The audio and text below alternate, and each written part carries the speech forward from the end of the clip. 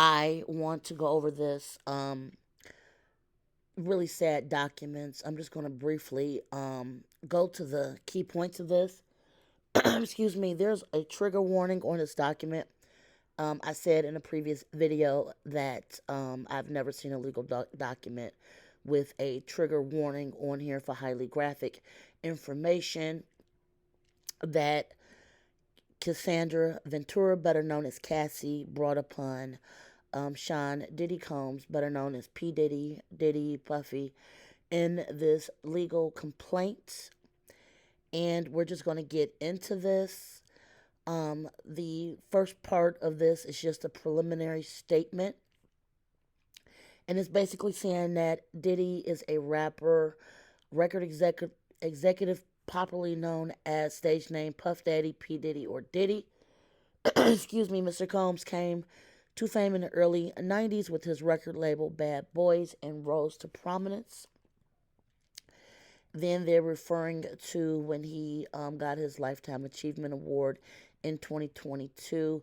And sadly enough, as you guys can see, looking back, he did add at the very end that he wanted to also thank Cassie for holding him down in the dark times. Love, very, very troubling. And then this document is going on to discuss that Cassie, real name Cassandra Ventura, even though was held down with by P. Diddy, endured over a decade of very troubling behaviors and disturbing demands. Dark times for Cassie were being spent trapped by P. Diddy in a cycle of um, being pawpawed and, excuse me for saying, but trafficked. And this is just a very abbreviated version, according to this documents, of what was going on during this time, including being R word in her own home as she tried to leave him, being pawed repeatedly, kicked, stomped, resulting in a lot of lacerations, bruises, burst lip, black eyes, as well as bleeding. A man's car being blown up after Diddy learned that he was romantically interested in Cassie, forcing her to engage in acts with male hired workers while petting himself and filming the encounters. Also saying that Diddy ran out, excuse me, of his apartment with a firearm in pursuit of a rival industry executive whom he learned was nearby. And I actually found out that was Suge Knight. Suge Knight is actually going to go on his podcast in a few weeks and discuss this. So if you follow Suge Knight podcast, he will be discussing this particular incident. Also demanding that Cassie carry his um, pawpaw, pow pow in her purse to make her uncomfortable and demonstrate how dangerous he was. Cassie also said that Diddy introduced her to a lifestyle of excessive drinking and pharmaceutical abuse and required her to procure illicit pharmaceuticals to satisfy his own personal needs. She's saying that she met Mr. Combs around 2005 when she was 19 and he was 37 years old. He signed her to his label Bad Boys and within a few years lured Cassie into an ostentatious, fast paced, pharmaceutical fueled lifestyle and into a romantic relationship with him as her boss and one of the most powerful men in the entertainment industry, and a vicious cycle of cruel, controlling manners from nearly a man 2 decades her senior. She also says that Diddy asserted complete control of her personal life, professional life, thereby ensuring that she was unable to escape. He provided unprecedented avenues for success for the aspiring artist, but in return demanded obedience, loyalty, and silence. Throughout the relationship, Diddy was prone to uncontrollable rage and frequently put his hands on Cassie savagely. These incidents were witnessed by Mr. Combs' staff, employees of Bad Boy Entertainment, and Diddy's related businesses, but no one dared to speak up against this frightening and ferocious boss. Following these episodes of being pawed, Diddy would immediately attempt to hide Cassie and the evidence of his pawing. He often showered her with gifts following incidents of physical pawing, and which was a typical pattern of behavior by serial people that do this. In other words, people that do DV to their partners, be it male or female. This is a trait to pull them all the way down into the pits and then, I guess, love bomb them to get their trust back again and therefore repeating the cycle. In addition to this, Diddy frequently reminded Cassie of his ability to cause pawing, whether by requiring her to carry his pow pow in her purse or by doing what he did by blowing up another musician's car that was interested in her. Adding insult to injury, Diddy used pharmaceuticals and threats of more pawing to force Cassie into repeated unwanted encounters with other men whom he hired.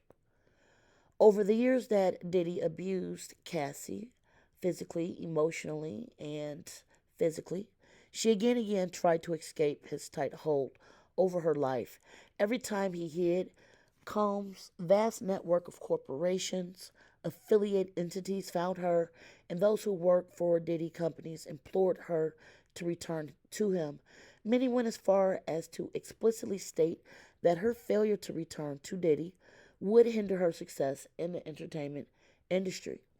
When she believed that she had finally separated from her longtime DVer, she joined Diddy for dinner, in which he forced himself into her home and R-worded her repeatedly as she said no and tried to push him away. And as this goes on, it's saying that even though she finally escaped his grasp, the harm of being what he did mentally, physically, emotionally caused her trauma forever, and it will haunt her. She's going through intensive medical and psychological care to recover from this trauma she lived through. She cannot continue to live in silence, after what she endured. Diddy remains immensely powerful and immensely dangerous.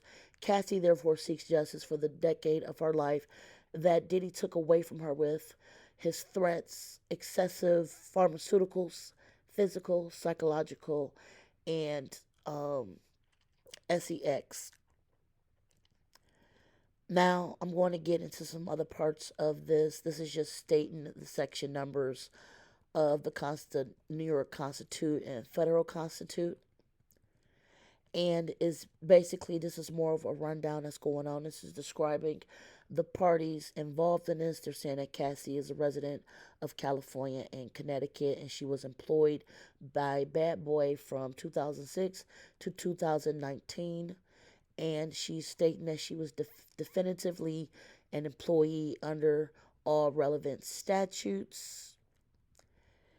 And they're basically describing Diddy's role in his companies and that he was her employer.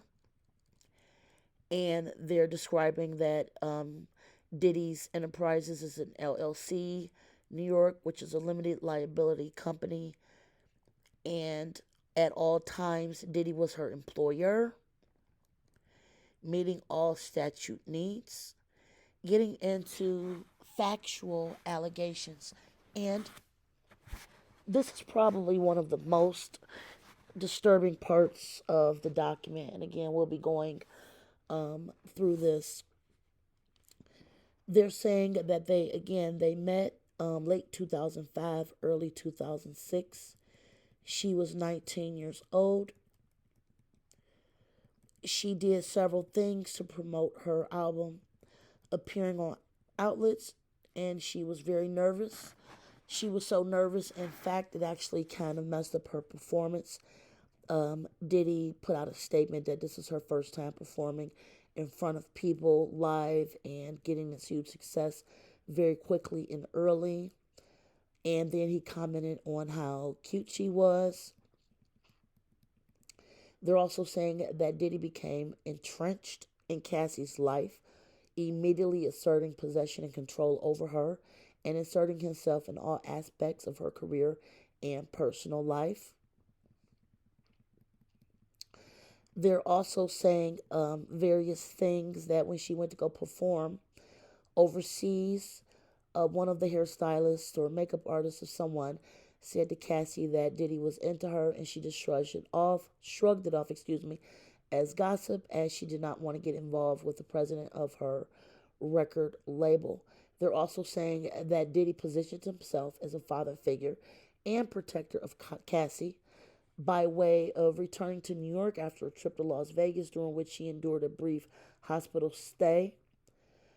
Miss Ventura, who is Cassie, who by then was fully healthy, went out to clubs with her friends at that time.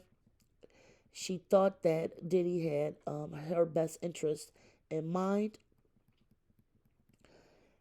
and this is also stating that during her 21st birthday party in Vegas, he brought along famous musicians, producers, thereby flaunting his celebrity status and influence in front of the young and impressionable Cassie.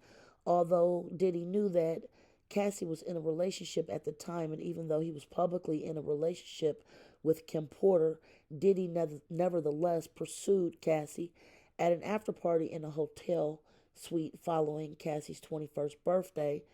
Diddy pulled Cassie into a bathroom and forcibly kissed her. Cassie did not consent to this unwanted contact. She immediately ran out of the bathroom and the hotel suite and cried. She told her best friend at the time about what happened, but was too scared to tell anyone else. At the VMA Awards the following day, Cassie's boyfriend at the time joined her and Mr. Combs at a table at the awards ceremony. Diddy became very angry, telling Cassie that the invitation to the awards ceremony was only for her and not for her significant other. Despite the clear objection of Combs' advances, he continued to demand that Cassie spend time with him, including for a weekend at Combs' residence in Miami and for nights out in New York City. On one particular night around 2007, Diddy insisted on taking Cassie out. She acquiesced, fearing that rejecting Diddy's request would have repercussions for her album deal with Mr. Combs and his company at Bad Boy Records. Mr. Combs picked up Ventura from her apartment in Manhattan in a blue luxury vehicle. Cassie was surprised that when she got into the car, Mr. Combs was already inebriated, meaning he was drinking too much. He handed her a pharmaceutical and told her to take it. And when Cassie asked what the pill was, Diddy dismissed her and told her she would like it. She later learned that the pill was X, something Cassie had never tried before and did not want to try. This was the first time Mr. Combs got Cassie on a higher plane. Diddy then proceeded to drive recklessly at a very high speed down West Side Highway of Manhattan. Cassie was very scared but did not dare object to Mr. Combs, who appeared to be drunk, high, and agitated. Diddy took Cassie to an upscale lounge in downtown Manhattan, where he proceeded to get into an altercation with security staff, who would not permit Diddy to enter, presumably because he was belligerent. Cassie decided to go home, but for the remainder of the night, Diddy messaged Cassie incestuously, complaining that he was left high and alone. In early fall of 2007, Mr. Combs flexed his power and influence when he paid a promoter to create a fake flyer for a party hosted by Cassie. This fake posting allowed Cassie to have an excuse to go to Miami and get away from her boyfriend by using the guise of a legitimate event she had to attend. Cassie was stunned at how easily Diddy was able to recruit others to lie for him. Cassie was uncomfortable with the fake flyer, but because the request to go to Miami was made by the owner of her record label, and because she was scared to go against his wishes and face repercussions to her career, Cassie agreed to join Mr. Combs in Florida. So I will continue reading this in part two, you guys. We're going to keep going with this. Like, share, and subscribe.